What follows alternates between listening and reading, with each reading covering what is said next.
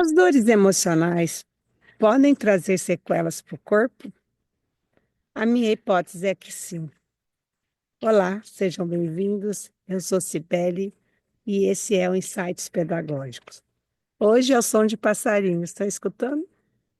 Estou aqui na floresta, estou no interior do Tocantins. Vim conhecer o Rio Azuis, o menor rio do Brasil, o terceiro menor rio do mundo. E ontem eu tive uma dor intensa abdominal.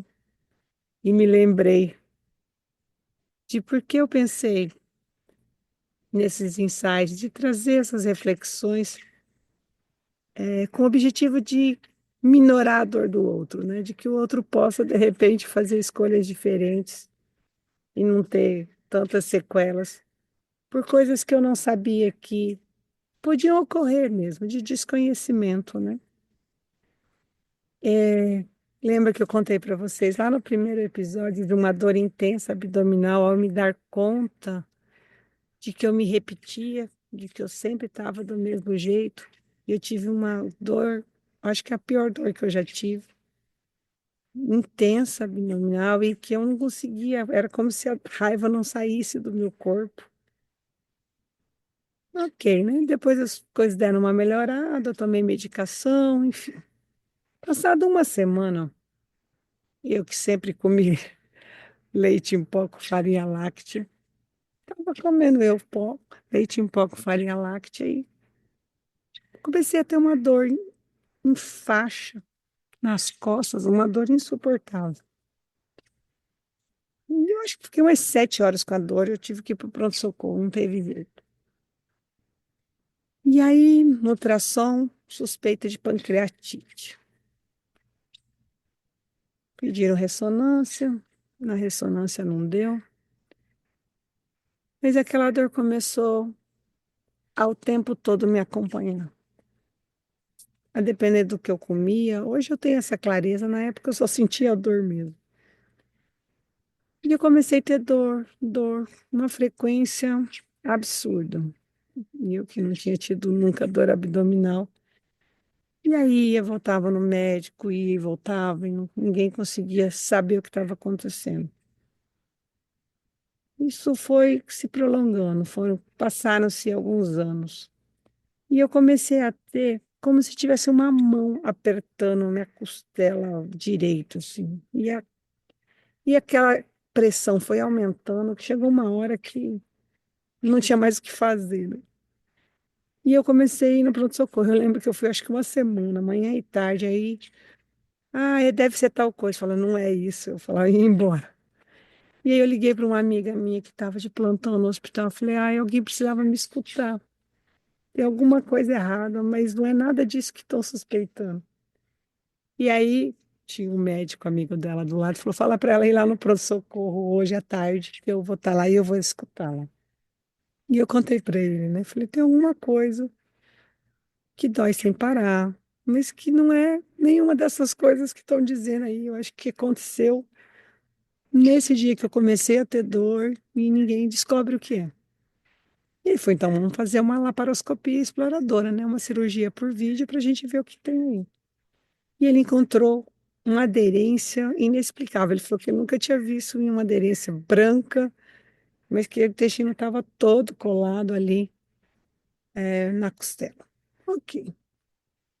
Tirou, fez biópsia, não deu um processo inflamatório importante, mas não deu nenhum um diagnóstico, digamos, não era Crohn, ok.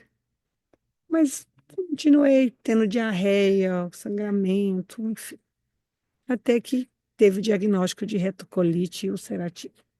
Então, passado 3 anos do episódio, eu comecei a ter dor frequente, teve o diagnóstico de retocolite, e eu sentia tudo que eu ia comer, meu corpo reclamava, assim. Às vezes, pelo cheiro, eu sabia, não vou nem comer, eu vou passar mal. Mas como você sabe, meu intestino, meu colo ascendente resolveu virar um cérebro. Ele quer conversar comigo, ele quer me dar palpite. Ele me avisa mesmo. Às vezes eu sinto o cheiro e falo, não, nem aproxima. Você gostou, mas nem vai, porque vai doer. E eu fui aprendendo a escutar o corpo e lidar com isso. Quando o diagnóstico de retocolite veio, que eu tinha perdido peso demais, ah, houve a prescrição de um anti-inflamatório e um corticoide. Falei, mas não posso, né, começar. Tô cedo na vida para entrar em medicações que eu vou usar para sempre. E eu preciso achar um jeito de cuidar disso de outra forma. Encontrei uma nutricionista que era especialista em doenças inflamatórias. E aí eu fui lá nela e falei: olha, eu quero controlar a retocolite na alimentação, é possível? Ela falou: olha, a mudança é muito radical, então, em geral, não se consegue fazer isso, né? Porque muda completamente a vida. Falei: eu topo. E aí, assim, a gente mudou completamente a alimentação, né? Então, food map, então tive que entrar, tinha que escolher a fruta, porque tem fruta de carboidrato longo, de carboidrato curto, uma fermenta, a outra não. Então, não eram qualquer coisa, eu tinha que estar procurando, tinha uma lista dos alimentos que eu podia comer. Tirei glúten, tirei tudo de leite. E houve uma mudança radical mesmo no corpo. E a partir daí eu consegui controlar aquelas dores, a retocolite, fiz o exame, né, a colonoscopia em remissão.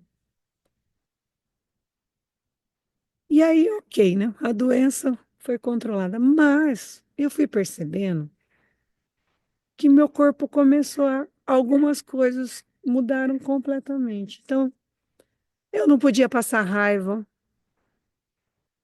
que a dor aparecia.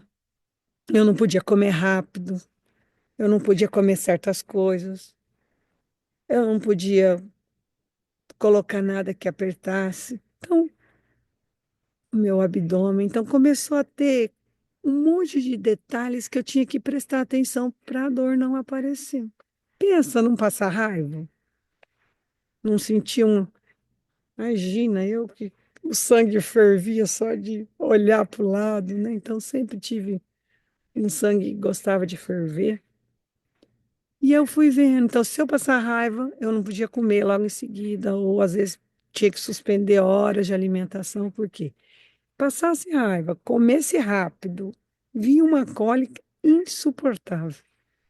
Então, eu fui tendo que entender como que o corpo passou a reagir àquela situação para que eu não tivesse mais episódios de dores, né?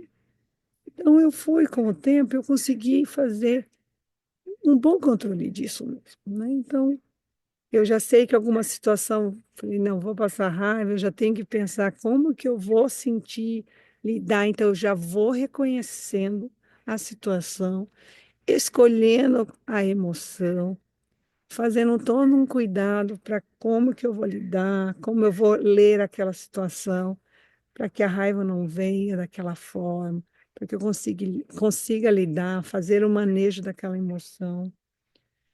Se ela veio, eu vou falar, olha, não vou comer agora, né? Então vou dar uma volta, caminhar a pé, descalça de preferência, até me estabilizar para eu poder comer tranquila. Não pode comer rápido. Então eu tenho que, dependendo do que está acontecendo, eu tenho que saber, ó, daqui, ó, se eu comi coisas, sei lá, por um acaso estava num lugar que só tinha pão, eu tive que comer pão. Então, comi glúten, eu não posso nem pensar em passar raiva. Porque aí já o glúten já irritou meu intestino. Se eu passar raiva, a dor vem e vem insuportável. Então, as associações ainda ficaram muito mais potentes para fazer estrago, digamos assim. Mas algumas coisas, por exemplo, ontem eu passei muito mal, e aí, por isso eu nem gravei o episódio de ontem. Eu pus colete salva-vida para brincar, feliz da vida, apertei bem o colete. Daqui a pouco eu senti dor. Soltei o colete, mas já era tarde demais. E uma cólica muito intensa, porque eu tinha me esquecido. nem pensei que o colete ia apertar. Em geral, eu não ponho roupa nenhuma que me aperte. Eu já experimento pensando, pergunto para minha barriga: você vai gostar dessa roupa? Tá te pegando em algum lugar? Você acha que você vai dar conta de lidar com isso? Mas no colete, falei: ah, imagina, né? Nem me atentei que o colete pudesse. Então, esse exercício que eu tive que fazer, né, para me manter saudável, eu fico pensando, né, se eu tivesse todo um suporte antes de consciência de como a emoção poderia desencadear a doença mesmo, né? Provavelmente eu não teria que lidar com isso agora o resto da vida, provavelmente, né? Então, foi 2014 que eu tive um insight, que eu tive essa raiva de mim tão intensa, que fora que eu tive consciência de que eu estava ali há 15 anos nesse processo de repetição. E aí depois, o que que vai acontecendo? A doença foi estabilizada, né? Foi entendendo, eu fui entendendo o que acontecia no corpo, é, alimentação completamente mudada, toda uma situação de cuidado para isso. Mas a doença já estava instalada. Então, esse exercício agora é de não adoecer mais, né? De mantê-la sob controle, está em remissão. Mas ela passou, a ter uma hipersensibilidade, né? Tanto que do meu colo ascendente não se sabe o que que é, porque que ele é tão inflamado, porque não deu Crohn, né? Porque a retocolite inflama o intestino por dentro, e não todas as paredes. E na laparoscopia, o colo ascendente estava todo inflamado por fora, digamos assim, mas não deu Crohn. Mas ele virou um lugarzinho que me avisa o tempo todo, assim. Eu sinto o cheiro de água e falo, não, não vou poder provar esse. Meu intestino não vai gostar. Porque ele literalmente se torce. Ele manda sinal. Claro que depois que a gente vai estudando, né? Eixo intestino-cérebro, o quanto de neurônio se tem no intestino, né? A produção de serotonina, 95% da serotonina. Então, você vai entendendo uma relação muito intrínseca mesmo, cérebro e intestino, e de como que hoje a gente sabe que as emoções, elas se sentem em todo o corpo, né? Então, os pensamentos ali acontecem na cabeça, né? Por impulso elétrico, mas as emoções se sentem em todas as células do corpo, né? Então, os neuropeptídeos, eles vão ter receptor em toda a célula. Então, dá para entender perfeitamente o que me ocorreu. E a minha hipótese é que aquele dia, aquela raiva intensa me deixou com sequelas no intestino para sempre.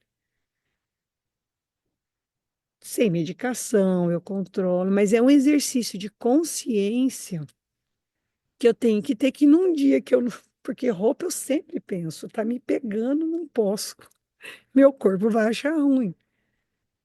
Mas o colete salva-vida, que eu não uso nunca, nem me ocorreu que se eu apertasse ele, a barriga ia achar ruim. Eu tô lá brincando, feliz da vida. Daqui a pouco eu sinto ela estufar. Falei, ai, peraí, vou soltar, calma, calma. Mas já era tarde demais. A cólica veio, então, mas eu estava bem, feliz, tudo em paz. Eu fiz o manejo, caminhei, tomei medicação, né, para dor. Deitei, tomei banho quente, relaxei e ela, né, foi-se embora. Mas agora eu vou passar alguns dias tendo todo um cuidado, para além do que eu já tenho, com a alimentação. Então, eu, em geral, né, não faço uso de glúten, não faço uso de laticínio, de qualquer coisa que meu intestino fala, não quero hoje. Eu falo, ok, tá tudo bem, né? Não vamos comer, fica tranquilo. Então eu faço esse cuidado. Lá uma vez eu como, ele fala, tá tudo bem, uma vez na vida, só que eu não posso passar raiva, não posso ter uma emoção muito forte.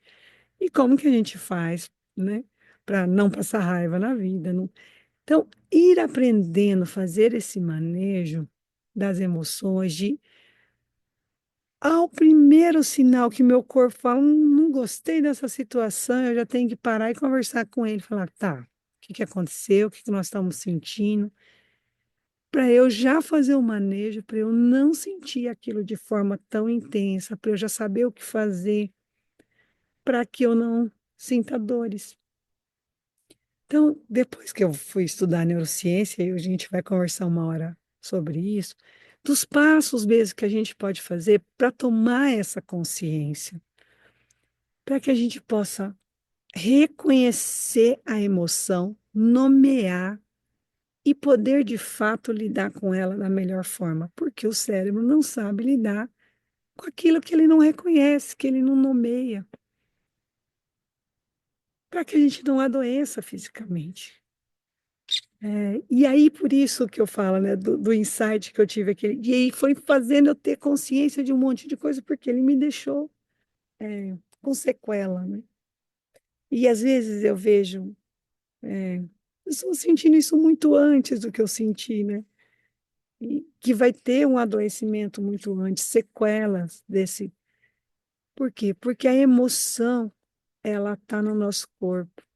E a gente precisa nomear, tornar em sentimento, pensar como a gente vai fazer, aprender a fazer o manejo da gente, conhecer mais a gente de fato, para que a gente possa ir tomando decisões, escolhendo o melhor para a gente, para que não ocorra o adoecimento. Depois que adoeceu, e eu estou feliz da vida, porque eu consigo hoje fazer o manejo de retocolite ulcerativa, ela está em remissão, sem medicação, né? Sem corticoide, sem anti-inflamatório, com mudança radical na alimentação, no controle das emoções, nos pensamentos, na consciência mesmo de mim, do corpo. Mas é um exercício importante, né? Não é banal, é algo que me demanda, que eu preciso cuidar. Então, faço atividade física. Eu fui tomando mesmo mão, né? Assumindo muito de forma consciente a própria vida, mas com uma doença que já tinha instalado. Não precisava ter sido desse jeito, né? Se eu tivesse me tocado dos meus padrões muito antes, feito exercício de mudar muito antes, sem eu levar tanto tempo para ter uma raiva tão imensa de eu estar numa situação que eu me repetia, que eu estava descontente, que eu não tinha nem consciência de por que que ela me incomodava tanto. E aí, quando eu tomo consciência, eu tomo de uma forma tão radical que me custa sequelas, né? Que me traz sequelas e aí para o resto da vida. Que mesmo uma situação alegre, agradável, ela me traz lembranças desse dia, porque eu tenho que ter todo um cuidado que eu não precisaria ter se eu tivesse consciência muito antes, feito o manejo das minhas emoções, de como. Mas é o que deu para mim, tá tudo certo, né? Mas eu acho que se a gente for pensando nisso, olhando para os padrões que a gente vai repetindo, fazendo exercício diário de tomar consciência, de ir modificando, aumentando as nossas ferramentas, sabendo de como a gente pode fazer esse manejo, por exemplo, quando a gente aprendeu a questão de como que a música pode mudar a nossa percepção, de como que eu posso mudar a emoção a partir de postura corporal.